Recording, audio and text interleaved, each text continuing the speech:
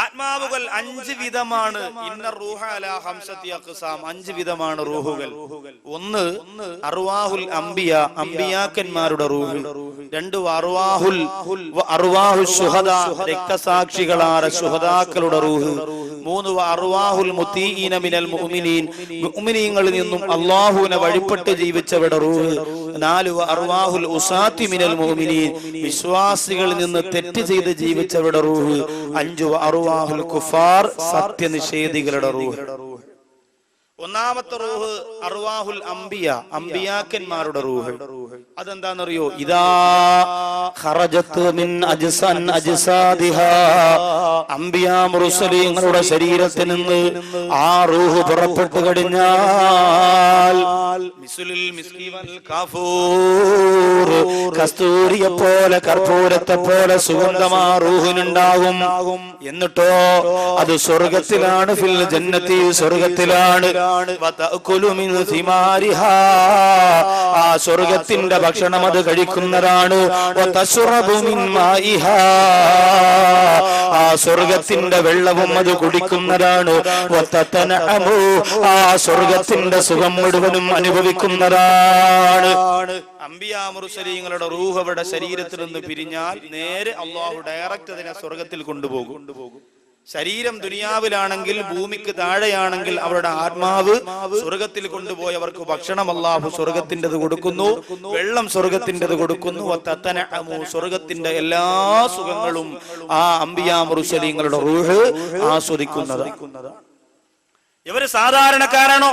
അംബിയാ മുർസലീങ്ങളുടെ നേതാവായ അഷ്റഫുൽ ഖൽഖ് നബിയുനാ മുഹമ്മദ് മുസ്തഫ സല്ലല്ലാഹു അലൈഹി വസല്ലമ തങ്ങൾ പോലും സാധാരണ മനുഷ്യനാണ് എന്ന് പറഞ്ഞ് പുറം കാലുകൊണ്ട് വലിച്ചെറിയുന്ന സമുദായത്തിന്റെ പിന്തിരിപ്പൻ ആശയങ്ങളെ തലയിൽ ചുമന്നുകൊണ്ട് നടക്കുന്ന എന്റെ സഹോദരങ്ങൾ പഠിച്ചോ? അംബിയാ മുർസലീങ്ങൾ മുഴുവൻ പേരുടെയും റൂഹ്, മുഴുവൻ അംബിയാ മുർസലീങ്ങളുടെയും റൂഹ് തകൂനു ഫിൽ ജന്നത്തി, അത് സ്വർഗ്ഗത്തിലാണ്. അവിടത്തെ ഭക്ഷണം കഴിക്കുന്നു, വെള്ളം കുടിക്കുന്നു, സുഖം അനുഭവിക്കുന്നു. പിന്നെ ഹബീബായ നബി തങ്ങളുടെ റൂഹിനെ കുറിച്ച് പിന്നെ പറയാനുണ്ടോ? അംബിയാ മുർസലീങ്ങൾ 25 ഖുർആനിൽ പറയപ്പെട്ട 25 പ്രവാചകന്മാരുടെ പേര് പഠിക്കൽ ഈ സമുദായത്തിന് നിർബന്ധമാണ്. നിങ്ങളിപ്പോ പല സഹോദരിമാരും ചിന്തിക്കും, അപ്പൊ ഖുർആനിനകത്ത് മുഹമ്മദ് നബിയെ കുറിച്ച് മാത്രമല്ലേ ഉസ്താദ് പറഞ്ഞിട്ടുള്ളത്? 25 പ്രവാചകന്മാരെ ഖുർആനിൽ പേരെടുത്തു പറഞ്ഞിട്ടുണ്ട്. ആ പ്രവാചകന്മാരെ കുറിച്ച് പഠിക്കൽ നിർബന്ധമാണ്. എന്റെ സഹോദരങ്ങൾക്ക് എത്ര പേർക്കറിയാം? ഇന്ത്യൻ ക്രിക്കറ്റിന്റെ ഈ ലോകകപ്പിന് വേണ്ടി തെരഞ്ഞെടുത്തിരിക്കുന്ന ക്രിക്കറ്റ് താരങ്ങളുടെ പേര് ചോദിച്ചാൽ ആവേശത്തോടെ എഴുന്നേറ്റ് നിന്ന് പറഞ്ഞു തരാൻ മനസ്സുള്ള എന്റെ പ്രിയപ്പെട്ട കൂട്ടുകാരോട്. അതുപോലെ സിനിമാ ലോകത്തെ കുറിച്ച്, സീരിയലിനെ കുറിച്ച്, ആൽബത്തെ കുറിച്ച്, ലോകത്തും ഉള്ള മുഴുവൻ തെമ്മാടികളെ കുറിച്ചും ധിക്കാരികളെ കുറിച്ചും ചോദിച്ചാൽ അവരുടെ ചരിത്രം മുഴുവനും പറഞ്ഞു തരാൻ ധൈര്യം കാണിക്കുന്ന ഈ സമുദായത്തിന്റെ സഹോദരങ്ങൾക്ക് അല്ലാഹു ഖുർആനിൽ പറഞ്ഞിരിക്കുന്ന 25 പ്രവാചകന്മാരുടെ പേര് ചോദിച്ചാൽ എന്റെ പ്രിയപ്പെട്ടവരെ പറയാൻ മനസ്സ് വരുന്നില്ല. സഹോദരിമാരോട് ചോദിച്ചാൽ അറിയാം, എന്റെ ഈ പ്രിയപ്പെട്ട സഹോദരിമാരോട് ചോദിച്ചാൽ അറിയാം, കാവ്യാമാധവന്റെ കല്യാണം എന്തുകൊണ്ട് നഷ്ടമായി പോയി എന്ന് ചോദിച്ചു. ഇപ്പൊ പറഞ്ഞു തരും. അവൾ അഹങ്കാരം കൊണ്ട് എന്തെല്ലാം കാര്യങ്ങൾ അറിയണം, ഈ ലോകത്തെ കുറിച്ച് എന്തെല്ലാം കാര്യങ്ങൾ അറിയണം, ആരും ചർച്ച ചെയ്തിട്ടില്ലാത്ത, നമുക്ക് ആർക്കും അറിഞ്ഞുകൂടാത്ത ഒരുപാട് സംഭവങ്ങളെ കുറിച്ച് എന്റെ സഹോദരിമാർക്കറിയാം. എന്നാൽ എന്റെ പ്രിയപ്പെട്ടവരെ, ഖുർആനിൽ പറയപ്പെട്ടിട്ടുള്ള 25 പ്രവാചകന്മാരുടെ പേര് എന്റെ സഹോദരിമാർക്കറിയോ? പണ്ടുള്ള ഉപ്പമാരുണ്ടല്ലോ, ആദം, ഇദ്രീസ്, നൂഹ്, ഹൂദ്, നബി സാലിഹ്, ലൂത്ത്, ഇബ്രാഹിം, സന്തതികൾ ഇസ്മായിൽ, ഇസ്ഹാഖും യാക്കൂബ്, ജണ്ടും മതിമുകളെങ്കും പവിഴം പോലടകിനും അരസനം തിരി യൂസുഫ്, അണികളിൽ വിലസിടി നബി അയ്യൂബ്, സുലൈമാനും അറു നബിയും മൂസ, ഊദും അൽയസബിൽ യാസുബ്, യൂനുസുമേ സക്കരിയ, ദാവൂദും യഹ്യ, ഈസ, മുഹമ്മദ് നബിയുല്ലാഹ്, താജുൽ അംബിയ സല്ലല്ലാഹ്. 25 ഖുർആനിൽ പറയപ്പെട്ട 25 പ്രവാചകന്മാരുടെ പേര് പദ്യത്തിലൂടെ ഗദ്യത്തിലൂടെ മനപ്പാഠമാക്കി വെച്ചിരുന്ന എന്റെ പ്രിയപ്പെട്ട ഉമ്മമാര്, ഇന്ന് പട്ടുറുമാരിന്റെ മുമ്പ് കമിഴ്ന്ന് കിടന്ന് മെസ്സേജ് അയക്കാനല്ല, എന്നല്ലാതെ അള്ളാഹുവിന്റെ പ്രവാചകനെ കുറിച്ചോ അള്ളാഹു സുബ്ഹാനഹു വ തആല ലോകത്തേക്ക് പറഞ്ഞു വിട്ട പ്രവാചകന്മാരുടെ ചരിത്രത്തെ കുറിച്ചോ പഠിക്കാൻ എന്റെ സഹോദരങ്ങൾക്ക് നേരമുണ്ടോ? ഈ പ്രവാചകന്മാരുടെ റൂഹ് എവിടെയാണ്? ആ പ്രവാചകന്മാരുടെ റൂഹ് സ്വർഗത്തിലാണ്. ആ സ്വർഗത്തിന്റെ ഭക്ഷണം അവർ കഴിക്കുന്നു, ആ സ്വർഗത്തിന്റെ വെള്ളം അവർ കുടിക്കുന്നു, ആ സ്വർഗത്തിന്റെ എല്ലാ സുഖങ്ങളും അവർ അനുഭവിക്കുന്ന കാരണമെന്ത്? ഈ ഭൗതികമായ ലോകത്ത് ഒരുപാട് കഷ്ടപ്പെട്ടവരാണ് പ്രവാചകന്മാർ. അശദ്ദുൽ ബലാഇ അലൽ അംബിയാ,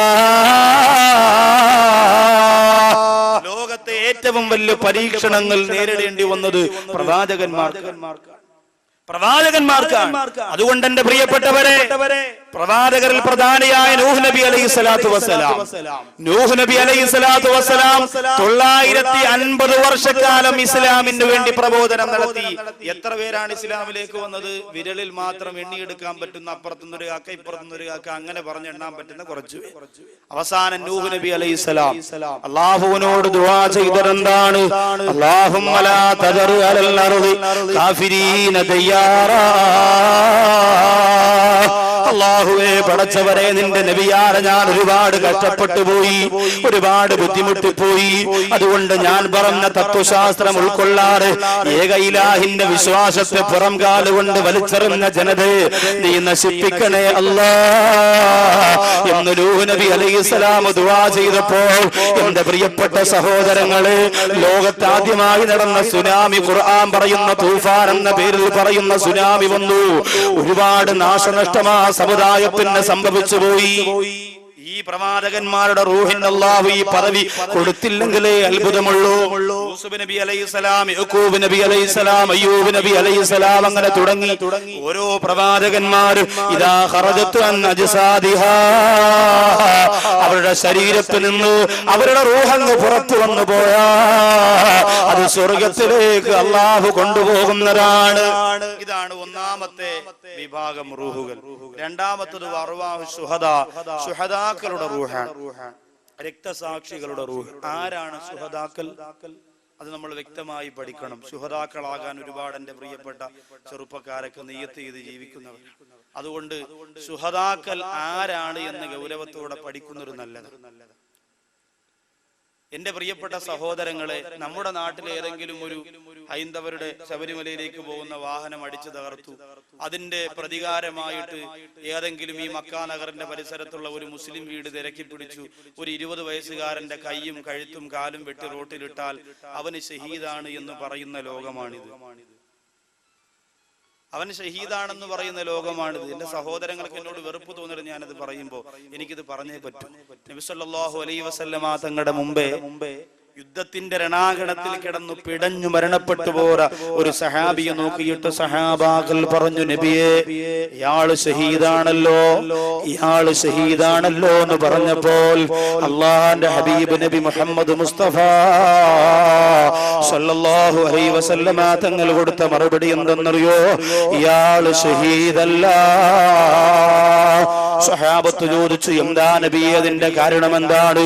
ഞങ്ങളുടെ മുമ്പ് കിടന്ന് ശത്രുക്കളുമായി പോരടിച്ചിട്ട് ശരീരത്തിന്റെ ഓരോ ഭാഗങ്ങളും ദീനിന് വേണ്ടിയിട്ട് കൊടിഞ്ഞു കളയുമ്പോ ഈ സഹോദരൻ എന്തുകൊണ്ട് ഷഹീദല്ല എന്ന് ചോദിക്കുമ്പോ അള്ളാന്റെ ഹബീബ് നബി മുഹമ്മദ് മുസ്തഫ സല്ലല്ലാഹു അലൈഹി വസല്ലമ തങ്ങൾ കൊടുത്ത മറുപടി എന്തെന്നറിയോ?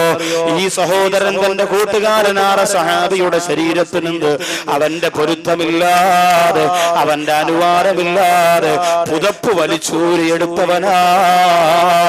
ആ പുതപ്പിന്റെ പേരിൽ തന്റെ കൂട്ടുകാരനെ വഞ്ചിച്ചതുകൊണ്ട്, ആ പുതപ്പിന്റെ പേരിൽ തന്റെ കൂട്ടുകാരനെ ചതിച്ചതുകൊണ്ട്, അവന്റെ അനുവാദമില്ലാതെ പുതപ്പെടുത്തതുകൊണ്ട് ഇവന് ഏതു തരത്തിൽ ഇസ്ലാമിന് വേണ്ടി ജിഹാദ് വിളിച്ചാലും ഇവന് ഷഹീദിന്റെ കൂലിയില്ല.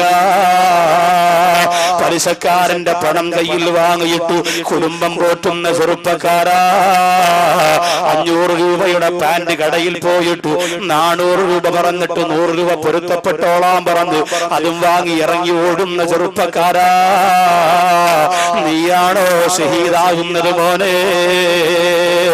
പൊരുത്തമില്ലാത്ത സ്വത്ത് വെട്ടിപ്പിടിക്കാൻ മനസ്സ് കാണിക്കുന്ന ചെറുപ്പക്കാരാ, വിദേശ രാജ്യത്ത് പോലെ കഷ്ടപ്പെടുമ്പോ അറബികൾക്ക് അവരുടെ പൊരുത്തമില്ലാതെ അവരുടെ അനുവാദമില്ലാതെ അറബികളുടെ കൈയിട്ട് വാരിയിട്ട് അവരിൽ നിന്നും കൊണ്ടുവരുന്ന സമ്പാദ്യം കൊണ്ട് മക്കാ നഗറിൽ വലിയ വീട് വെച്ചിട്ട് ഞെളിഞ്ഞു നടക്കുന്നവന് നിനക്കാടോ ഷഹീദിന്റെ പദവി കിട്ടുന്നത്?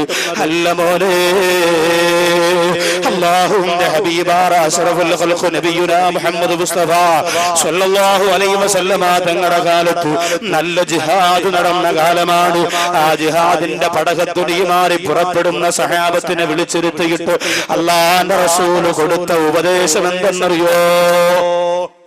എന്താ കൊടുത്തത്? നിങ്ങളിൽ ആരെങ്കിലും അയൽവാസികളെ ഉപദ്രവിച്ചവരായി, അയൽവാസികളെ ബുദ്ധിമുട്ടിച്ചവരായിട്ട് ഇവിടെയുണ്ട് എങ്കിൽ നിങ്ങൾ ആരും തന്നെ ആ ഷഹീദാകാൻ വേണ്ടി കൊതിച്ചുകൊണ്ട് ആഗ്രഹിച്ചുകൊണ്ട് ആർത്തിയോടെ ആവേശത്തോടെ ജിഹാദിന് വേണ്ടി വരണ്ട. അയൽവാസികളെ ഉപദ്രവിച്ചവൻ ഷഹീദായാൽ അവൻ അല്ലാഹു ഷഹീദിന്റെ കൂലി കൊടുക്കുകയില്ല. നബി മുഹമ്മദ് മുസ്തഫ അയൽവാസികളുടെ കല്യാണം മുടക്കി നമ്മൾ വലിയ ജിഹാദിന്റെ ആളാ. അയൽവാസിയുടെ കല്യാണം മുടക്കി, അയൽവാസിയുടെ കച്ചവടത്തിന് പാര വെച്ചു, അതുപോലെ റിയൽ എസ്റ്റേറ്റ് ബിസിനസ് എന്ന് പറഞ്ഞുകൊണ്ട് ഒരാൾക്ക് മുകളിൽ പാര വെച്ചു നടന്നു. അവന്റെ കച്ചവടം പൊളിച്ചു, ഇവന്റെ കച്ചവടം പൊളിച്ചു. അങ്ങനെ നടന്നിട്ട് ഷഹീദിന്റെ ആഗ്രഹത്തിന് വേണ്ടി കൊതിക്കുന്ന എന്റെ പ്രിയപ്പെട്ട സഹോദര ഉബൈദത്ത് റളിയല്ലാഹു തആല അൻഹു യുദ്ധത്തിന്റെ രണാകടത്തിൽ ശരീരത്തിന്റെ ഓരോ ഭാഗങ്ങൾ വെട്ടിയെറിയപ്പെട്ടപ്പോ സുഗന്ധേ ഉബൈദത്തെ എടുത്തത് അമ്മ സുരിന്ത് വരും വഴി തൊഴുകൈതമ്മ നികരേറ്റവർ യാസി ഹബീബുല്ലാഹേ നേസ തിരുമുമ്പിൽ കിടത്തിക്കൊണ്ടേ. ഉബൈദത്ത് റളിയല്ലാഹു തആല അൻഹുവിന്റെ ശരീരത്തിന്റെ ഭാഗങ്ങളെ വെട്ടിയെറിഞ്ഞപ്പോ ബഹുമാനപ്പെട്ട ഉബൈദത്ത് റളിയല്ലാഹു തആല അൻഹുവിനെ ഇതാ റസൂലുള്ളാഹിയുടെ മുമ്പ് കൊണ്ടുവന്ന് കിടത്തുന്നു. അല്ലാഹുവിന്റെ റസൂലിനോട് ഉബൈദത്ത് റളിയല്ലാഹു അൻഹു ചോദിക്കുന്ന നബിയേ, എന്റെ കൈ വീണുപോയി, എന്റെ കാല് വീണുപോയി, എന്റെ ശരീരത്തിന്റെ ഓരോ ഭാഗങ്ങളും നെട്ടറ്റ് വീണുപോയി, അതുകൊണ്ട് യാ റസൂലല്ലാഹ് ഇവിടെ കിടന്നുകൊണ്ട് മരിച്ചാൽ എനിക്ക് ഷഹീദിന്റെ കൂലി കിട്ടുമോ എന്ന് ചോദിച്ചപ്പോ ആ സമയത്ത് പോലും ഉബൈദത്ത് റളിയല്ലാഹു അൻഹുവിന് സംശയമാണ്. അല്ലാഹുവിന്റെ ദീനിന് വേണ്ടിയിട്ട് വീരോതിഹാസം രചിച്ചുകൊണ്ട് പടപൊരുതിയിട്ട് ശരീരത്തിന്റെ ഓരോ ഭാഗങ്ങളും അല്ലാഹുവിന്റെ ദീനിന് വേണ്ടി കൊടുത്തിട്ട് അവസാനം ഇതാ അല്ലാഹുവിന്റെ ഹബീബിന്റെ മുമ്പ് വന്ന് ചോദിക്കുന്ന കണ്ടോ, എനിക്ക് ഷഹീദിന്റെ കൂലിയുണ്ടോ നബിയേ? അല്ലാഹുവിന്റെ റസൂലിനോട് ചോദിക്കുകയാണ്. ഹബീബായ നബി മുഹമ്മദ് മുസ്തഫ സല്ലല്ലാഹു അലൈഹി വസല്ലമ തങ്ങൾ കൊടുത്ത മറുപടി, മോനെ ഉബൈദത്തെ, നീ എവിടെ കിടന്നു മരിച്ചാലും ഷഹീദാ. കാരണം നീ ഭൂരിഭാഗവും നിന്റെ ദീനിനു വേണ്ടി ഇഖ്ലാസോടെ ചെലവഴിച്ചു കഴിഞ്ഞു. എവിടെ കിടന്നു മരിച്ചാലും നീ ഷഹീദ്. വിവാഹത്തിന്റെ പ്രഥമ രാത്രിയിൽ പുതുമണവാട്ടിയുടെ കൊഞ്ചല് കണ്ട് കൊതി തീരാത്ത ഹൻദല റളിയല്ലാഹു തആല അൻഹു രണാങ്കണത്തിൽ കഷണം കഷണമാക്കി വലിച്ചെറിയപ്പെട്ടു. അവരുടെ റൂഹിനെ കുറിച്ചായി പറയുന്നത്. വിശുദ്ധമായ മക്കയിലും മദീനയിലും പോകുമ്പോൾ ഉഹദിന്റെ നേതാവായ ബഹുമാനപ്പെട്ട സയ്യിദുനാ ഹംസ റളിയല്ലാഹു അൻഹുവിന്റെ മഖാമുണ്ടല്ലോ, സുബ്ഹാനല്ലാഹ്, സയ്യിദു ശുഹദാ, ശുഹദാക്കളുടെ നേതാവെന്ന് ഹംസ റളിയല്ലാഹു അൻഹുവിന്റെ പേര് പറഞ്ഞതെന്താണ്? അത്രത്തോളം ക്രൂരമായിട്ട് ഒരു സ്വഹാബിയെയും വധിക്കപ്പെട്ടിട്ടില്ല. ചവച്ചരച്ചിട്ട് കരളെടുത്ത് ചവച്ചരച്ചിട്ട് ചവച്ചു തുപ്പിയില്ലേ ലോകത്ത് അല്ലാഹുവിന്റെ ഹബീബ് ഏതെങ്കിലും ഒരു സ്വഹാബി ഷഹീദായതിന്റെ പേരിൽ ഏറ്റവും കൂടുതൽ കരഞ്ഞിട്ടുണ്ടോ? അത് തന്റെ പ്രിയപ്പെട്ട ഹംസ റളിയല്ലാഹു തആല അൻഹുവിന്റെ വിടവാകൽ കണ്ടിട്ടാണ്. ഇന്ന് ആ ഹംസ റളിയല്ലാഹു അൻഹുവിന്റെ മഖ്ബറയിൽ പോയി ഹജ്ജിന് പോകുന്നവർക്ക് ഒരു ഫാത്തിഹ ഓതാൻ നേരമില്ല, ശിർക്കായി പോകും. എന്താണ് ശിർക്ക് എന്നെന്റെ സഹോദരങ്ങളെ നിങ്ങൾക്കറിയോ? നിങ്ങൾ കരുതുന്ന പോലെ, നിങ്ങൾ ചിന്തിച്ച പോലെ ആ ശിർക്കിനെ നിങ്ങൾ തൊട്ടതും പിടിച്ചതും മുഴുവനും ശിർക്കാണെന്ന് പറഞ്ഞ് മാറ്റിവെക്കല്ലേ എന്റെ പ്രിയപ്പെട്ട സഹോദരാ. ഹംസ റളിയല്ലാഹു അൻഹുവിന്റെ മഖാമിന് മുന്നിൽ പോയി പിണങ്ങി നിൽക്കുന്ന പോലെ സലാം പറഞ്ഞിട്ട് മടങ്ങി വരുന്നവരെ ഒരു ഫാത്തിഹ ഓതി ഹദിയ ചെയ്യാൻ നമുക്ക് നേരമില്ലല്ലോ. അല്ലാഹു കാത്തുരക്ഷിക്കട്ടെ. ഇവരുടെ റൂഹിനെ കുറിച്ചാണ് രണ്ടാമത്തെ റൂഹായി പണ്ഡിതന്മാര് പറയുന്നത്. ആ റൂഹ് എവിടെയെന്നറിയോ? ഇദാ ഖറജത് അൻ അജ്സാദിഹാ, സുഹദാക്കളുടെ ശരീരത്തിൽ നിന്ന് ആ റൂഹ് അങ്ങോട്ട് ഉയർന്നു പോയാൽ പിന്നെ ആ റൂഹ് എവിടെയാണ്? ഫഇന്നല്ലാഹ യജ്അലുഹാ ഫി അജ്വാഫിൻ തുയൂരിൻ ഖളിറാ. പച്ച പക്ഷികളുണ്ടല്ലോ, സ്വർഗത്തിന്റെ പച്ച പക്ഷികളുടെ ഉള്ളിലേക്ക് ഈ റൂഹിനെ അല്ലാഹു മാറ്റുന്നതാണ്. എന്നിട്ടരാവ തദൂറു ബിഹാ ഫി അൻഹാരിൽ ജന്ന. സ്വർഗത്തിന്റെ അരുവികൾക്ക് മുകളിലൂടെ ആ പച്ച പക്ഷികൾ ഇങ്ങനെ ചിറക് വിടർത്തി പറന്നു പോകുന്നതാണ്. ആ സ്വർഗത്തിന്റെ ഭക്ഷണം അത് കഴിക്കുന്നു. ആ സ്വർഗത്തിന്റെ വെള്ളം അത് കുടിക്കുന്നു. അതാണ് ശുഹദാക്കളുടെ റൂഹിന് അല്ലാഹു കൊടുക്കുന്നത്. നമ്മളെ പോലെ ജിഹാദിന് പോകുമ്പോ തകടും കൂടുകളിൽ ഓതി കെട്ടി ഉസ്താറെ മരിക്കാതിരിക്കാൻ വേണ്ടി ദുആ ചെയ്യണേ, തിരിച്ചു വരാൻ ആഗ്രഹമുണ്ട്. തന്റെ ഇടത്തോടു കൂടി ഇറങ്ങണം. കളിയാക്കുന്നതല്ല ഞാൻ. നമ്മള് പ്രവർത്തന മേഖലയിലേക്ക് ഇറങ്ങിയാൽ മാറ്റേണ്ടത് മുഴുവനും മാറ്റി. അയൽവാസിയെ വേദനിപ്പിച്ചവന് ഷഹീദിന്റെ കൂലി കിട്ടൂല എന്ന് നബി തങ്ങൾ പറഞ്ഞെങ്കിൽ, ഷഹീദ് എന്ന് പറഞ്ഞാൽ ആരുടെയെങ്കിലും കത്തിക്കുത്ത് കണ്ട് ചന്തയിൽ മലന്നു കിടക്കുമ്പോ പിന്നെ സത്യാഗ്രഹം ഉണ്ടാക്കാനും അത് രക്തസാക്ഷി മണ്ഡപം കിട്ടാനും ഉള്ളതല്ല എന്റെ പ്രിയപ്പെട്ടവരെ. മൂന്നാമത്തെ റൂഹാരുടെ ഇന്ന് പിന്നെ സഹോദരങ്ങൾക്കൊക്കെ ഇത്തിരി ആവേശം കൂടുതലാണ്. എല്ലാവരും കരോട്ടം കളരി പഠിച്ചവരും സഹോദരിമാരും മോശമല്ല. പെരുമാതറ ഭാഗത്തൊരു മദ്രസയിൽ 4ാം ക്ലാസ്സിൽ പഠിക്കുന്ന ഒരു കുഞ്ഞ് രാവിലെ താമസിച്ചു വന്നപ്പോൾ ഉസ്താദ് ചോദിച്ചു എവിടെ ആയിരുന്നടി എന്ന് പറഞ്ഞു. ചൂരലെടുത്തപ്പോ പറഞ്ഞു എനിക്ക് ക്ലാസ് ഉണ്ടായിരുന്നു ഉസ്താദെ. വെളുപ്പാങ്കാലത്ത് എനിക്ക് എന്താടി ക്ലാസ്? എനിക്ക് കരോട്ട ക്ലാസ് ആയിരുന്നു. ആ കയറിയിരുന്നു, മക്കള് കയറിയിരുന്നു, കരോട്ട ക്ലാസ് അറിഞ്ഞ ഈ പാവപ്പെട്ട ഉസ്താദിന് ഇത് വല്ലതും അറിയോ? അതുകൊണ്ട് മക്കള് കയറിയിരുന്നു. പെൺകുട്ടികൾ പോലും പഴയതുപോലെ മൊബൈലുമായിട്ട് പുറകെ നിന്ന് പൾസറിൽ നിന്നും കറങ്ങി ചെല്ലണ്ട. കാലം ഇടയ്ക്ക് വന്ന് തന്നാ പിന്നെ ജീവിതത്തിൽ പൾസർ കാണാൻ പരാഫ്യത്തുണ്ടാവും. അവരൊക്കെ പഴയതുപോലെ അല്ലാന്ന്. പെൺകുട്ടികളൊക്കെ ആരോഗ്യ മാസിക വായിച്ചും ടിവിയിലൊക്കെ രാവിലെ എണീക്കുമ്പോ ആ കൈ വലത്തേക്ക് ഇങ്ങനെ പൊക്കി, ഇടത്തേക്ക് ഇങ്ങനെ പൊക്കി, കമന്ന് നിന്ന് വലന്ന് നിന്ന് ഇതൊക്കെ എക്സർസൈസ് ഒക്കെ ചെയ്ത് ശരീരമൊക്കെ മെച്ചപ്പെടുത്തിക്കൊണ്ടിരിക്കണവരാ. എല്ലാരും PT ഉഷയുടെ പിന്നെ ഫാൻസായി മാറിയിരിക്കുകയാണ്. അതുകൊണ്ട് എന്റെ സഹോദരങ്ങൾക്ക് പഴയതുപോലെയുള്ള അങ്ങനെയുള്ള ആർത്തിയും ആഗ്രഹമൊന്നും വേണ്ട. സഹോദരങ്ങളും അങ്ങനെയാണല്ലോ പലരും. ഓരോ വാപ്പമാരും പറയുന്നത് വീട്ടിൽ ഒരു ഗുണ്ട ആവശ്യമാണ്. 5 മക്കളുണ്ടെങ്കിൽ മൂത്ത ആള് ആലിമ്, രണ്ടാമത്തെ ആള് ആഫിദ്, മൂന്നാമത്തെ ആൾ ഒരു ഗുണ്ടയാകണം. അല്ലെങ്കിൽ എനിക്ക് ജീവിക്കാൻ പറ്റൂല. കന്യാകുളങ്ങര ഭാഗത്ത് പ്രസംഗിക്കാൻ പോയത് ഇവിടം വരെ മുടിയൊക്കെ വളർത്തിയിട്ട് ഒരു സഹോദരൻ അതെ എന്റെ ബിസിനസിന്റെ പുരോഗതിക്ക് വേണ്ടി ദുആ ചെയ്തു. ഞാൻ പറഞ്ഞു എന്താണ് ബിസിനസ്? ഞാനൊരു ചെറിയ ഗുണ്ടയാണ്. അല്ലാഹുമ്മ അൻസിൽ ഫീ ഗുണ്ടാവൽ ഗുണ്ടാന്ന് ദുആ ചെയ്യാൻ എനിക്കറിയില്ല. അങ്ങനെ ഞാനൊരു ചെറിയ ഗുണ്ടയാണ് പോലും. ആലോചിച്ച് നോക്കി. അപ്പൊ എല്ലാ സഹോദരങ്ങളിലും എല്ലാ കുടുംബക്കാരിലും ഇന്ന് പ്രതികരണ ശേഷി ധാരാളം വന്നിരിക്കുകയാണ്. അതുകൊണ്ട് എന്റെ പ്രിയപ്പെട്ടവരെ, മൂന്നാമത്തെ റൂഹ് ആരുടെ റൂഹാണ്? മൂന്നാമത്തെ റൂഹ് അർവാഹുൽ മുത്തീന മിനൽ മുഅ്മിനീൻ, സത്യവിശ്വാസികളിൽ നിന്ന് അനുസരണയുള്ളവരുടെ റൂഹാണ്. ആരാണ് അവരുടെ റൂഹ്? അവരുടെ റൂഹിന്റെ അവസ്ഥ എന്താണ്? അവര് മരിച്ചു കഴിഞ്ഞാൽ ഇദാ ഖറജത് അൻ അജ്സാദിഹാ, അവരുടെ ശരീരത്തിൽ നിന്ന് ആ റൂഹ് പുറപ്പെട്ടു പോയാൽ ഫഹിയ ഫീ റിയാദിൽ ജന്ന, അത് സ്വർഗ്ഗത്തിന്റെ പൂന്തോട്ടത്തിലാണ്. അല്ലാഹു അങ്ങനെയുള്ള റൂഹാക്കി നമ്മുടെ റൂഹ് മാറ്റുമാറാകട്ടെ. ഈ ദുനിയാവിൽ നമ്മൾ മരണപ്പെടുമ്പോൾ നമ്മുടെ ഭാര്യ കരയുന്നു, മക്കള് കരയുന്നു, കുടുംബം കരയുന്നു, ബന്ധുക്കൾ പൊട്ടിക്കരയുന്നു. അങ്ങനെ കരഞ്ഞുകൊണ്ടിരിക്കുമ്പോ നമ്മുടെ ശരീരത്തിൽ നിന്ന് പുറപ്പെടുന്ന നമ്മുടെ റൂഹ് ഫീ റിയാദിൽ ജന്ന, സ്വർഗ്ഗത്തിന്റെ പൂന്തോട്ടത്തിലാണ്. അവിടെ പോണം. അതിന് വെറുതെ പറ്റൂല, അതിന് വെറുതെ പറ്റൂല എന്റെ പ്രിയപ്പെട്ടവരെ. അൽ കയ്യിസു മൻ ദാന നഫ്സഹു വഅമില ലിമാ ബഅദൽ മൗത്ത്. അല്ലാഹുവിന്റെ റസൂൽ പറഞ്ഞു ഏറ്റവും വലിയ ബുദ്ധിമാൻ എന്ന് പറഞ്ഞാൽ ആരാണ് ബുദ്ധിമാൻ? ഈ ഭരണിക്കാവിന്റെ പരിസരത്തുള്ള ചക്കുവള്ളിയുടെ പ്രദേശത്തുള്ള എന്റെ പ്രിയപ്പെട്ടവരെ, നിങ്ങളിൽ ഏറ്റവും വലിയ ബുദ്ധിമാൻ ബുദ്ധിമതി ആരാണ്? സഹോദരിമാരിപ്പോ പറയാം അത് ആയിഷത്ത് തന്നെ ബുദ്ധിമതി. അവൾക്ക് ഭർത്താവ് അറിയാതെ അക്കൗണ്ടിൽ നിന്ന് 2 ലക്ഷം രൂപ എടുത്തിട്ട് അവള് രഹസ്യമായി കുടുംബശ്രീക്ക് പലിശയ്ക്ക് കൊടുത്ത് ഇപ്പൊ ആയിഷത്തിന് വീടായി. ഇപ്പൊ MIT എന്തൊരു കൈനറ്റി ഹോണ്ടയായോ. ആയിഷത്തിന് 40 വയസ്സായെങ്കിലും ചുരിദാറിട്ട് കൈനറ്റി ഇരുന്ന് പോണ കണ്ടാൽ 1.5 മുതലാ. ഇതെന്റെ പ്രിയപ്പെട്ട സഹോദരിമാരെ, നിങ്ങൾ പറയുമ്പോ അവളാണ് വലിയ ഭാഗ്യവതി എന്ന് പറയും. സഹോദരങ്ങളോട് ചോദിക്കുമ്പോഴോ എന്റെ പ്രിയപ്പെട്ട ചെറുപ്പക്കാര് പറയും, ഉസ്താദേ വിദേശ രാജ്യത്ത് പോയപ്പോ കണ്ണുപൊട്ടനായ ഒരു അറബിയാണ് അവന് കിട്ടിയത്.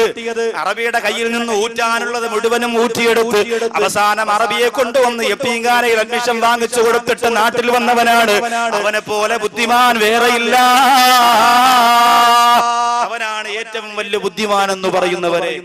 ലോകത്തെ ഏറ്റവും വലിയ ബുദ്ധിമാനാണ് അഷ്റഫുൽ ഖൽഖ് നബിയുനാ മുഹമ്മദ് മുസ്തഫ സല്ലല്ലാഹു അലൈഹി വസല്ലമ തങ്ങൾ പറയുകയാണ്, വഅമില ലിമാ ബഅദൽ മൗതി. മരണത്തിന് ശേഷമുള്ള ജീവിതത്തിന് വേണ്ടി പ്രവർത്തിക്കുന്നവനാണ് ബുദ്ധിമാൻ. മരണത്തിന് ശേഷമുള്ള ജീവിതം. എന്റെ ഈ സദസ്സിൽ ഇന്നിപ്പോ നമ്മൾ 2 മണിക്കൂർ ഇവിടെ ചെലവഴിക്കുകയാണ്.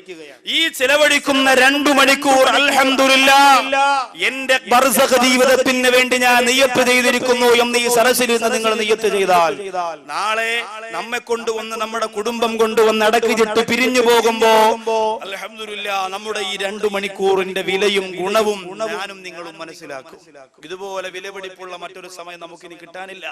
അതുകൊണ്ട് ഇവിടെ ചെലവഴിക്കുന്ന സമയം, സഹോദരിമാരെ എത്ര സമയം സീരിയലിന്റെ മുന്നിൽ, എത്ര സമയം ചെറുപ്പക്കാരാ ഉത്സവപ്പറമ്പിൽ തിയേറ്ററിൽ, അതുപോലെ വെറുതെ കലിങ്ങിന്റെ മുകളിലും അതുപോലെ ചാലക്കടകളിലും അതുപോലെ വായനശാലകളിലും കൂട്ടുകാരന്റെ തോളത്ത് ഇട്ടുകൊണ്ട് ചെലവഴിക്കുന്നു.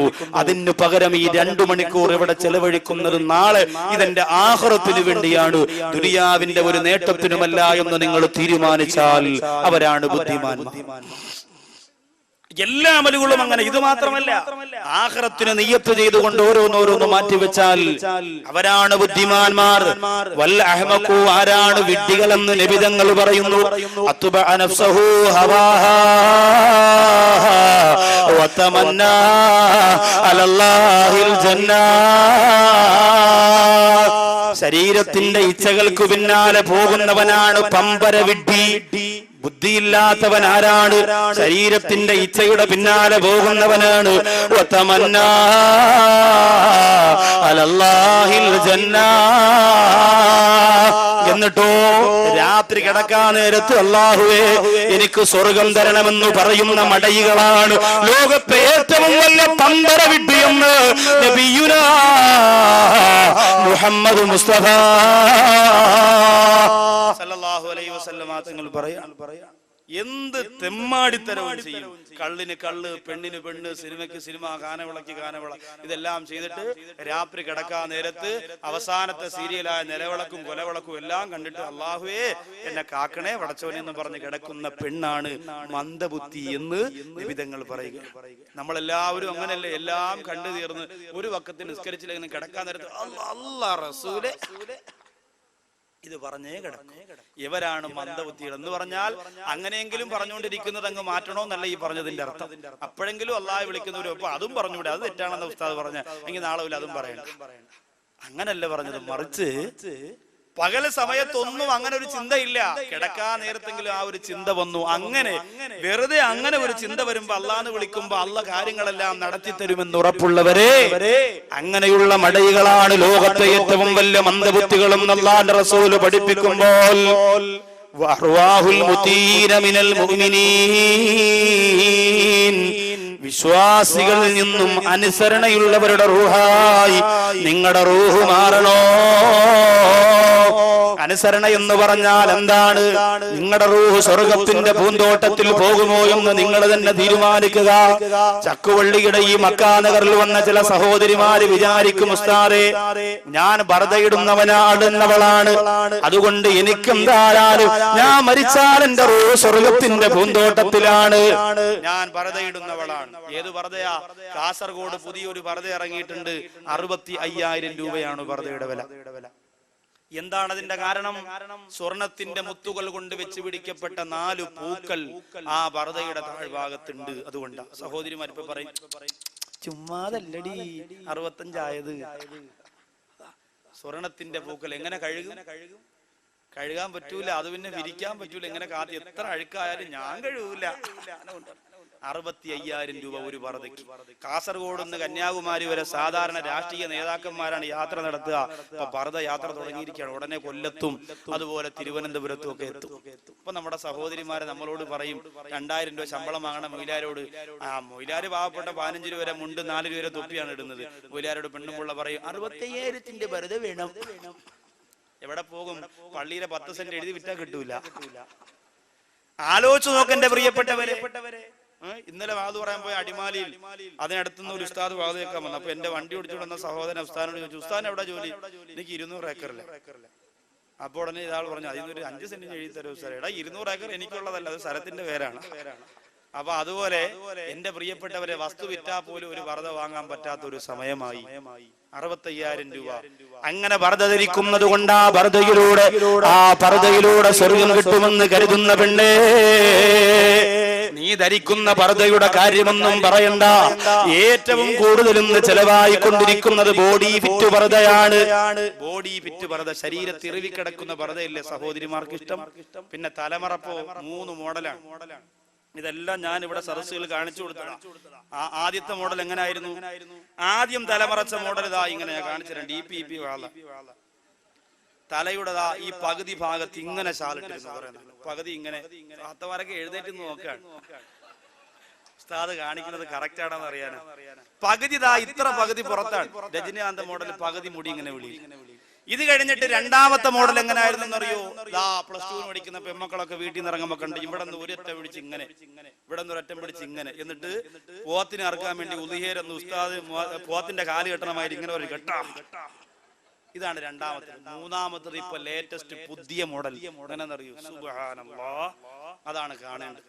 മോള് റൂമിനകത്ത് നിന്ന് ഒരുങ്ങുമ്പോ വാപ്പച്ചി വിചാരിക്കും, ഓ എന്റെ മോള് നല്ല ഈമാനുള്ള മോളാണ്, വാളൊക്കെ കേട്ട് അവള് നല്ലതുപോലെ തലമറയ്ക്കണു.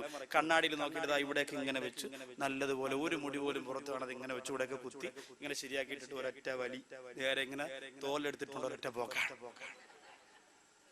ഈ ഷാള് തോളിൽ കിടക്കും. സാരി ഉടുത്ത പെണ്ണും ചുരിദാറിട്ട പെണ്ണും എല്ലാം ഇങ്ങനെയെല്ലാം കെട്ടിവെച്ചിട്ട് വലിച്ച് താഴോട്ടിടും. അപ്പൊ 100 കണക്കിന് കഴുത്തിന്റെ ഭാഗത്ത് ഇങ്ങനെ ഒട്ടകത്തിന്റെ പൂഞ്ഞ പോലെ ഇങ്ങനെ.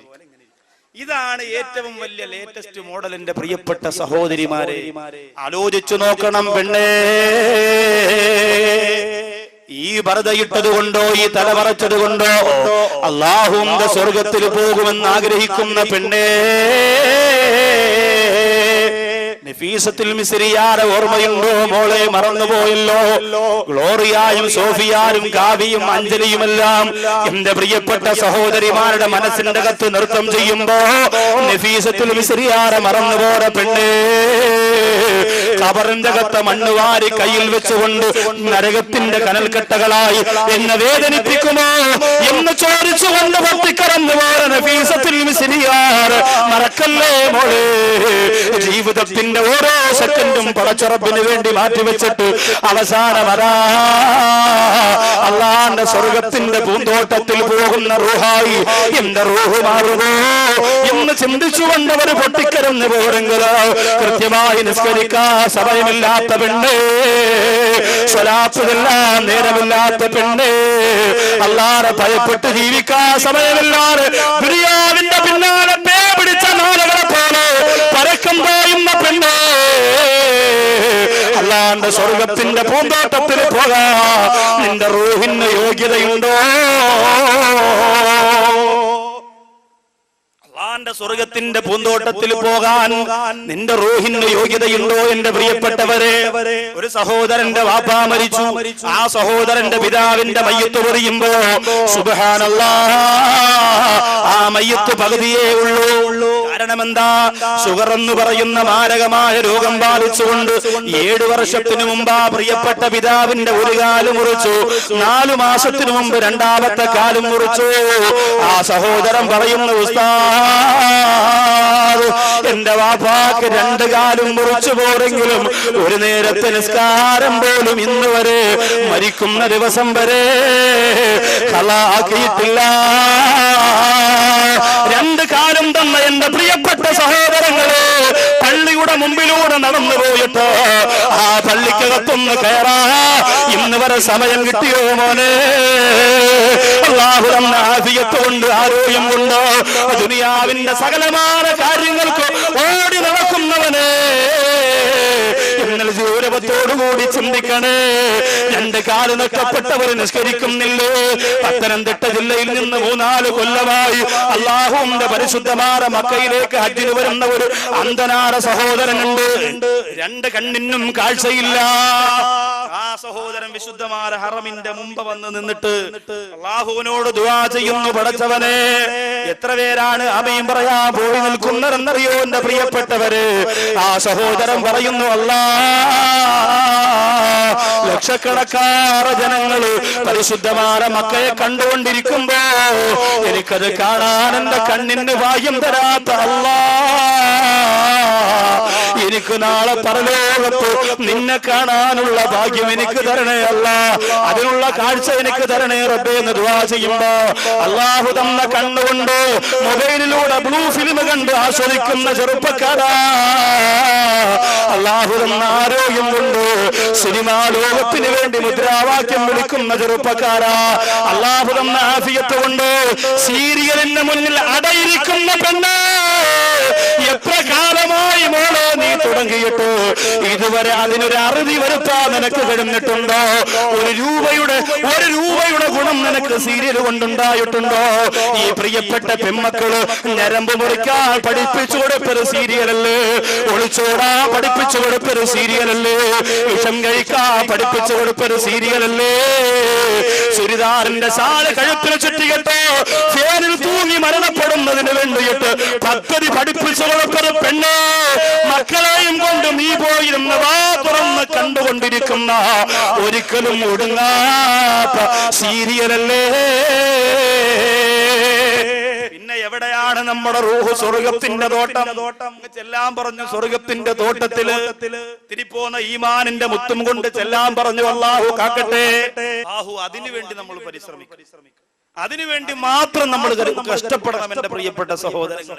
ഇല്ലാതെ വെള്ളിയാഴ്ച പള്ളിയിൽ പോയി പെരുന്നാളിന്റെ കാലുവഴിയെ പുതിയ മുണ്ട് കൊടുത്തു, ഡബിൾ മുണ്ട് കൊടുത്ത്, എന്നിട്ട് കൂട്ടുകാരന്റെ അല്ലെങ്കിൽ മക്കൾക്ക് പുതിയ കറാത്ത 2 പാന്റും വാങ്ങിച്ചു കൊടുത്ത് പെരുന്നാൾ പടിയായ 10 രൂപയും 15 രൂപയും കൊണ്ടു കൊടുക്കാൻ വേണ്ടി മാത്രം പോകുന്ന ഒരു മുസ്ലിമായി എന്റെ പ്രിയപ്പെട്ടവരെ നിങ്ങൾ മാറാൻ പാടില്ല.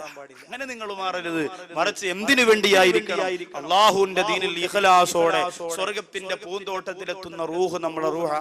അവരുടെ റൂഹ് അത് ആരുടെ റൂഹാണ്? അല്ലാഹുവിന്റെ ഔലിയാക്കന്മാർ, അല്ലാഹുവിന്റെ ആരിഫീങ്ങൾ, അല്ലാഹുവിനെ ഭയന്ന് ജീവിച്ചവർ, അവരുടെ റൂഹാണ് സ്വർഗത്തിന്റെ തോട്ടത്തിലിരിക്കുന്നത്. അല്ലാതെ എന്റെയും നിങ്ങളുടെയും റൂഹിന് എന്ത് യോഗ്യതയാണ് എന്റെ പ്രിയപ്പെട്ട സഹോദരങ്ങളെ? ഗൗരവത്തോടുകൂടി ചിന്തിക്കണം നിങ്ങൾ. നമ്മളൊക്കെ അലസന്മാരും മടിയന്മാരുമാണ്. എന്റെ കൂടെ അടിമാറിയിൽ പ്രസംഗത്തിൽ വന്ന സഹോദരൻ ചോദിക്കാണ്, ഉസ്താദേ സുബഹി നിസ്കാരത്തെ ജംആക്കാൻ പറ്റുമോ? സുബഹി നിസ്കാരത്തെ ഒന്ന് ജംആക്കാൻ പറ്റുമോ? കാരണം കൂടെ യാത്ര പോകുമ്പോൾ ളുഹുർ അസുറൊക്കെ ഞാൻ ജമാഅത്ത് നിസ്കരിക്കുമ്പോൾ ഇവര് വിചാരിക്കും സുബഹിയും കൂടെ എങ്ങനെയെങ്കിലും തട്ടി കൂട്ടിയിരുന്നെങ്കിൽ കൊള്ളാമേ. സുബഹി ഇശാന്റെ കൂടെ തലേ ദിവസമേ നിസ്കരിച്ചിട്ട് കിടന്നുറങ്ങിയ ഒന്നും അറിയണ്ടല്ലോ, 11 മണിക്ക് അലാറം വെച്ചിരുന്ന ഒരു സുഖം ഉറക്കം. അത് പറ്റൂല. നമ്മളൊക്കെ മടിയന്മാരും അലസന്മാരുമല്ലേ? നമ്മളെ കൊണ്ട് എന്തിനു പറ്റും? അതുകൊണ്ടല്ലേ ഇന്ന് തറാവി 8 ആയി, ഇനിയിപ്പോ 4 ആവും, തറാവി ഇല്ലാതാവും. അതൊക്കെ അങ്ങനെയാണ്. അലസന്മാർക്ക് അതല്ലേ ഇഷ്ടം. ഇബാദത്ത് ചെയ്യാൻ താല്പര്യമില്ലാത്തവർക്ക് അതല്ലേ കുറഞ്ഞ. ഇപ്പൊ ഞാൻ നിങ്ങളോട് പറയാൻ നിസ്കാരം 5 വഖത്ത് ഉണ്ടെങ്കിലും സുബഹി അത്ര നിർബന്ധമില്ല എന്ന് ഞാൻ പറഞ്ഞാൽ, അങ്ങനെ ഒരു സംഘടന ഞാൻ ഉണ്ടാക്കിയാൽ വല്ലാഹി ഞാൻ ആണയിട്ട് പറയുകയാണ്, 1 മാസത്തിനകത്ത് എന്റെ സംഘടനയിലും 5000 മെമ്പർഷിപ്പ് ഞാൻ കൊടുക്കും. കാരണം എന്താണെന്നറിയോ? എല്ലാവർക്കും താല്പര്യം അതാണ്. ഈ ഇരിക്കുന്ന ചെറുപ്പക്കാർ പലരും പറയും, ബേക്കവി പറഞ്ഞതാണെങ്കിൽ എന്തെങ്കിലും കാര്യം കാണുവോളെ, നമുക്ക് ചേരടാ. എപ്പോ ചേർന്നെന്ന് ചോദിച്ചാൽ മതി. കാരണം എന്താണെന്നറിയോ? എന്നെ സംബന്ധിച്ചിടത്തോളം എനിക്ക് മനസ്സിൽ വലിയ സന്തോഷം. എത്രയോ ഒരു ചെറുപ്പക്കാരൻ വിളിച്ചു ചോദിക്കുന്നു, ഉസ്താദേ ആറ്റുകാൽ പൊങ്കാല നടക്കാൻ ഞാൻ പോയി കലവും ശർക്കരയും കച്ചവടം ചെയ്യട്ടെ, നല്ല ലാഭം കിട്ടും. ഞാൻ പറഞ്ഞു വേണ്ട. ശരി ഉസ്താദേ വേണ്ട. അപ്പോഴേ വെക്കാണ്. പിന്നെ വേറെ ചിന്തയൊന്നുമില്ല. വേണ്ടാന്ന് പറഞ്ഞാൽ വേണ്ട. ഞാൻ പറഞ്ഞു നിന്റെ പള്ളിയിലുള്ള ഉസ്താദും മറ്റേ ഉസ്താദും നിങ്ങൾ പറഞ്ഞു, നിങ്ങളെ കാസറ്റ് എല്ലാം വീട്ടിൽ അടുക്കി വെച്ച് നിങ്ങളൊരു അഭിപ്രായം പറഞ്ഞു. ബാക്കി എന്തെങ്കിലും തെറ്റ് നിങ്ങൾ പറഞ്ഞ് ഞാൻ ചെയ്തിട്ട് എന്തെങ്കിലും ഞാൻ അള്ളാഹു ശിക്ഷിക്കുകയാണെങ്കിൽ നിങ്ങളുടെ മാറ്റുണ്ടാകും. അതുപോലെ ഒരു സഹോദരൻ വിളിച്ചു വെച്ച, ഉസ്താദെ കാമുകയെ പുറകിലിരുത്തിക്കൊണ്ട് ബൈക്ക് ഓടിച്ചാ നോമ്പ് മുറിയുമോ? റമദാന് ചോദിച്ചതാ. ഞാൻ പറഞ്ഞു, എടാ നോമ്പ് മുറിഞ്ഞാ ഇല്ലെന്ന് നിനക്കല്ലേ അറിയുള്ളൂ, തൊട്ടാ ഒതു മുറിയുമെന്ന് എനിക്കറിയാം. എന്ത് ചെയ്യൂന്ന് പറയും. അപ്പോ പുറകിലിരുത്തിക്കൊണ്ട് പോകാൻ പറ്റുമെന്ന് ആർക്കോ പൈസ കൊടുത്ത് മസാല വാങ്ങിച്ചു വെച്ചിരിക്കാൻ, അത് ശരിയായി. ബാക്കി മുറിയോന്നുള്ള കാര്യം കൂടെ അറിഞ്ഞാൽ മതി. പുറകിലിരുത്താൻ ആരെന്ന പൈസ കൊടുത്ത് വാങ്ങിച്ചു മസാല. ഇന്ന് അങ്ങനെയാണല്ലോ, ഒരു മസാല എന്ന് ട്രെയിനിൽ കച്ചവടം ചെയ്യുന്ന പോലെ മസാല പൈസ കൊടുത്ത് വാങ്ങിച്ചുകൊണ്ടിരിക്കുക. എന്റെ പ്രിയപ്പെട്ടവരെ,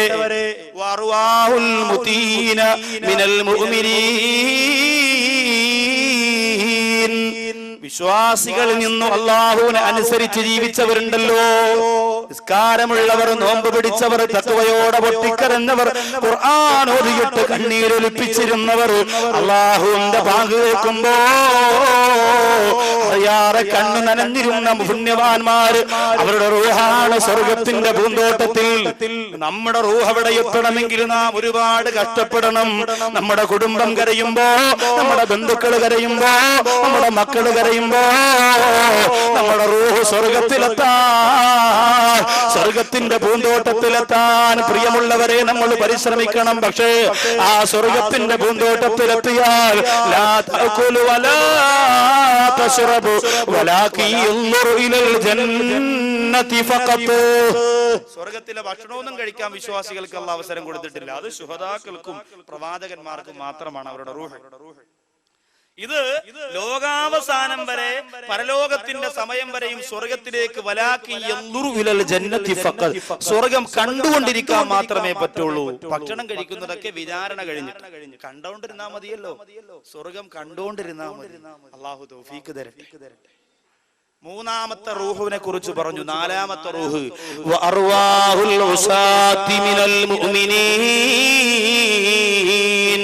മുഅ്മിനീങ്ങളിൽ നിന്നും തെറ്റ് ചെയ്തു പോരവരുടെ റൂഹ് നിസ്കരിക്കാൻ പള്ളിയിൽ വരും. നിസ്കാരം കഴിഞ്ഞ് പള്ളിയുടെ മുമ്പിൽ ഇറങ്ങിയിരുന്നു ഫസാദ് പറയും.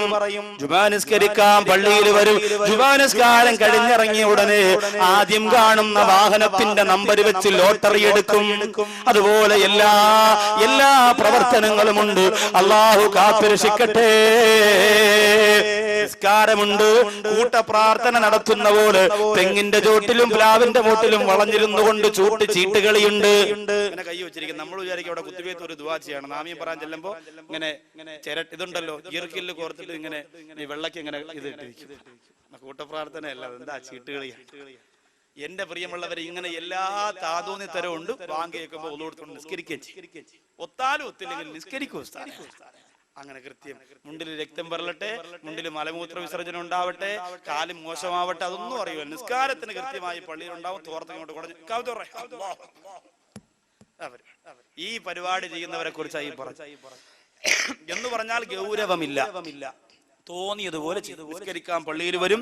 നിസ്കാരം കഴിഞ്ഞ് പള്ളിയുടെ നടയിൽ ഇറങ്ങിയിട്ട് അവിടെ നടന്ന മുഴുവൻ പ്രസവക്കാരും കല്യാണക്കാരും അച്ചാരവെപ്പുകാരും കല്യാണം മുടങ്ങിയത് ഒളിച്ചോടിയത് എല്ലാം പള്ളിയിലെ നടയിൽ ചർച്ച ചെയ്തിട്ട് വീടി കത്തിച്ചു വെച്ച് അതിന്റെ നാറ്റമാണെങ്കിലോ ദുർഗന്ധം കാരണം സഹിക്കാൻ പറ്റൂല.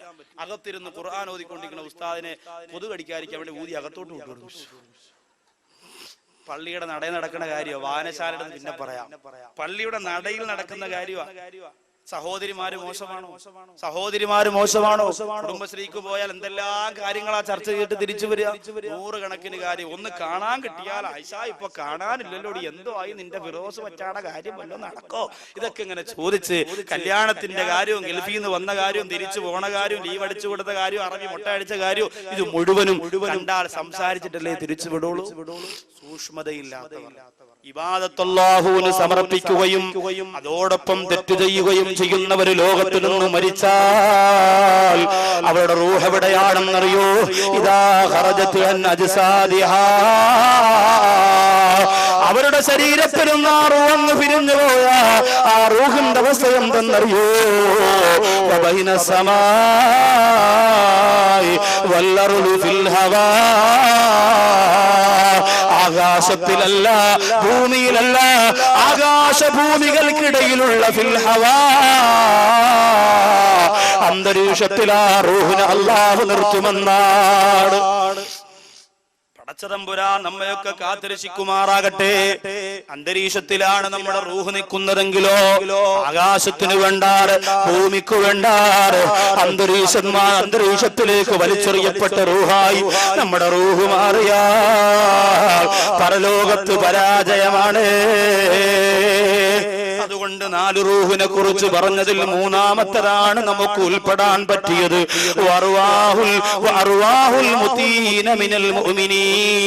അല്ലാഹുവിനെ വഴിപ്പെട്ട് ജീവിക്കുന്ന വിശ്വാസിയുടെ റൂഹാക്കി നിങ്ങളുടെ റൂഹിനെ അല്ലാഹു മാറ്റട്ടെ.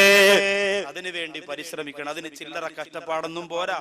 ഒരുപാട് ഹറാമ് സൂക്ഷിക്കണം, ഇടപെടലുകൾ സൂക്ഷിക്കണം, സംസാരം സൂക്ഷിക്കണം, സാമ്പത്തിക ബാധ്യതകളൊക്കെ സൂക്ഷിക്കണം. അതൊക്കെ അഞ്ചാമത്തെ റൂഹ് അർവാഹുൽ കുഫാർ, കാഫിരീങ്ങളുടെ റൂഹ.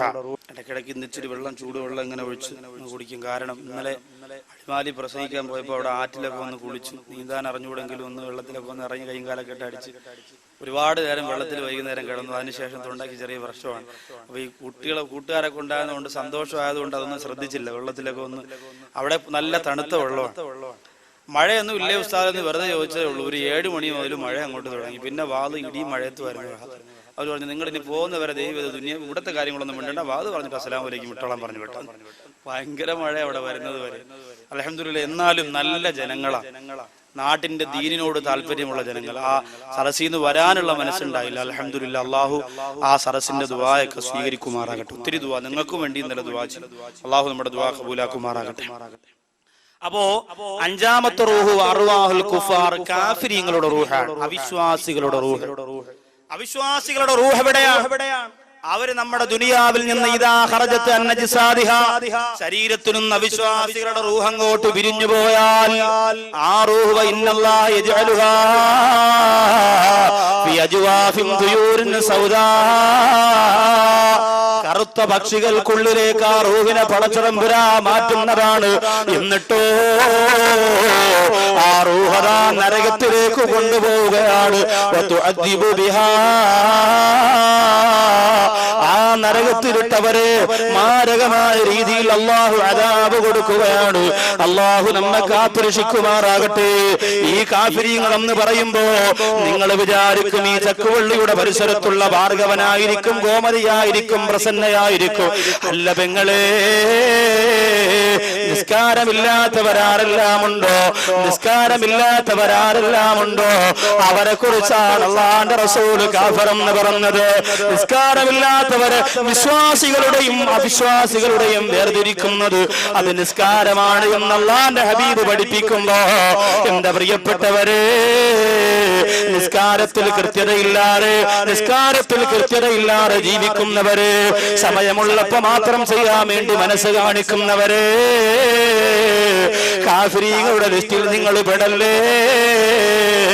അവിശ്വാസികളുടെ പട്ടികയിൽ നിങ്ങൾ പെട്ടുപോകല്ലേ. എന്നാൽ കുടുങ്ങി മോളെ, അല്ലാഹു നമ്മെ കാത്തുരക്ഷിക്കട്ടെ. സഹോദരിമാര് വാത് കേട്ട് നിസ്കാരം തുടങ്ങും. വാത് കേട്ട് നിസ്കാരം തുടങ്ങിയിട്ടോ അൽഹംദുലില്ലാഹ് നാളെ മുതൽ നിസ്കരിക്കണമെന്ന് തീരുമാനിച്ചു. എല്ലാ സ്ത്രീകൾക്കും 1 മാസത്തിൽ 6-7 ദിവസം ശരീരത്തിന് അശുദ്ധിയുണ്ടല്ലോ. ആ അശുദ്ധിയുടെ സമയം അവൾക്ക് നിസ്കാരം ഹറാമാണ്. ഏതെങ്കിലും ഒരു പെണ്ണ് അശുദ്ധിയുടെ സമയം നിസ്കരിക്കാത്തത് കൊണ്ട്, നിസ്കാരം ഹറാമായതുകൊണ്ട് ആ സമയത്ത് മനസ്സുകൊണ്ട് കരുതുന്നു, അല്ലാഹ് നിസ്കരിക്കാതിരിക്കാൻ എനിക്ക് കഴിയുന്നില്ല, പക്ഷേ എന്റെ ശരീരത്തിന് അശുദ്ധി ഉള്ളത് കൊണ്ട് നിസ്കരിക്കണ്ട എന്ന നിയമം നീ തന്നെയാണ് പഠിപ്പിച്ചത് പടച്ചതമ്പുരാനെ. അതുകൊണ്ട് നിന്റെ കൽപ്പനയെ വഴിപ്പെട്ടുകൊണ്ട് ഞാനിതാ നിസ്കാരത്തെ ഒഴിവാക്കുന്നു അല്ലാഹ് എന്ന് ഏതെങ്കിലും ഒരു പെണ്ണ് നിയ്യത്ത് ചെയ്താ ആ 7 ദിവസം ആ പെണ്ണിന് ഒരുപാട് പ്രതിഫലം കിട്ടുന്നതാണ്. ഇങ്ങനെ ഒരു നിയ്യത്ത് ചെയ്താൽ അശുദ്ധിയുടെ സമയത്ത് പോലും ആ പെണ്ണിന് ഒരുപാട് പ്രതിഫലം കിട്ടും. വെറുതെ അല്ല, നിങ്ങളുടെ കുറ്റം കൊണ്ടല്ലോ അള്ളാഹു നിങ്ങൾ അങ്ങനെ ആക്കിയത്. നിങ്ങൾക്ക് അള്ളാഹു സുബ്ഹാനഹു വ തആല അങ്ങനെ ഒരു ശരീര പ്രകൃതി, അതിന് നിങ്ങളെ കുറ്റപ്പെടുത്താൻ പാടില്ലല്ലോ.